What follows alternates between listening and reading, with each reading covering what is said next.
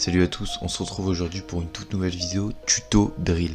Alors cette vidéo va pas être très longue, je vais juste vous montrer comment placer vos patterns de drums dans une prod drill. Alors déjà il faut savoir que c'est environ 140 BPM pour une drill. Et voilà.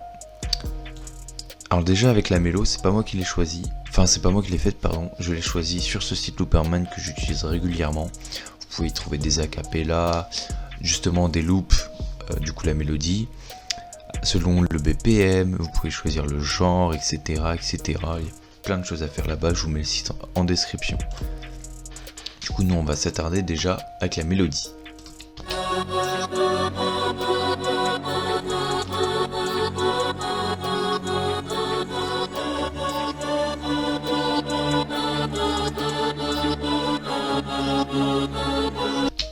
Voilà, donc déjà vous pouvez voir que c'est une prod drill. C'est une mélodie drill, ça va avec une prod drill.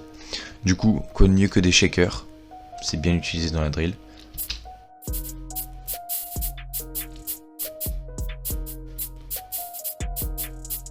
Ça fait bien une ziac ça. Alors là je vous montre le pattern, pardon. Oui on peut dire, oui c'est un pattern, c'est ça. Comment il a été fait. Alors attendez, je vous mets exactement la limite, voilà, parce qu'en fait il a été dupliqué. Donc ça c'est comment il a été fait, donc ça c'est vraiment très drill, n'hésitez pas à jouer sur les volumes, ça fait beaucoup de choses. Ici à les dupliquer ensemble, à les mettre plus petits, puis voilà ce que ça donne.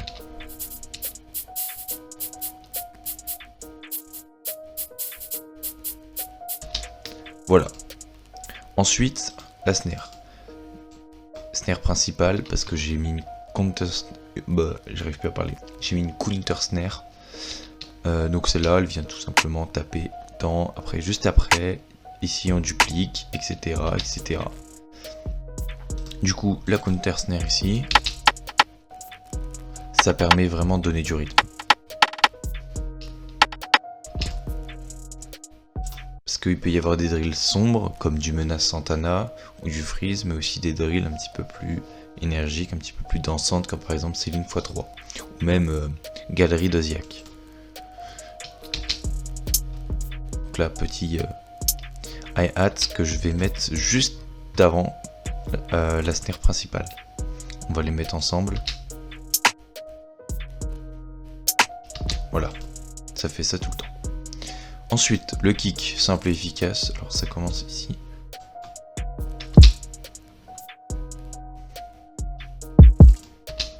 Voilà, alors je vais vous montrer exactement. Bah après je vais pas vous le faire écouter 30 000 fois parce que c'est un kick quoi. Et voilà, donc il recommence après, donc je duplique après évidemment. Du coup une fois, là j'ai fait exprès de laisser un blanc. Alors dans les musiques plus de pop, smoke, il y a beaucoup de kicks. Mais par exemple celle de Freeze, il y en a moins. Là j'ai décidé d'en mettre pas beaucoup. Parce que évidemment pour les rappeurs il faut qu'ils posent en fonction du kick. Du coup moins il y en a, plus c'est simple pour eux. Après il faut en mettre quand même. Et la snare sert juste à savoir le BPM un petit peu. Une 808, simple, efficace. Voilà, pas compliqué. La note de base. Et voilà. Il n'y a rien de compliqué. Et du coup en écoutant tout ça, ça fait...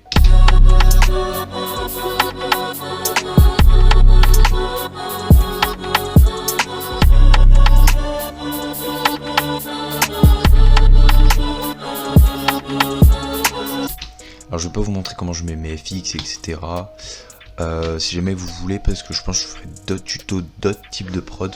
Il peut y avoir de la jersey, une trappe un petit peu été, triste, etc. etc. Donc vraiment dites-moi dans les commentaires, ça me ferait plaisir. Et puis voilà, c'est la fin de la vidéo, elle était vraiment très courte, mais c'était juste pour vous expliquer pour ceux qui savent pas trop. N'hésitez pas à mettre pause sur la vidéo, il y a vraiment copier-coller ce que j'ai fait.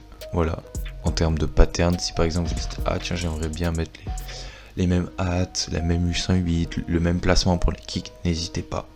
Voilà. Sachant que la plupart des placements je les ai utilisés dans le drum kit de Flemme, dans les midi drill, voilà, il y a de tout. Il y a de la drill, il y a de la trap, etc. etc. Et voilà, je vais vous laisser pour cette petite vidéo. Je vous souhaite une bonne journée, une bonne soirée, une bonne matinée, bref. Tchuss!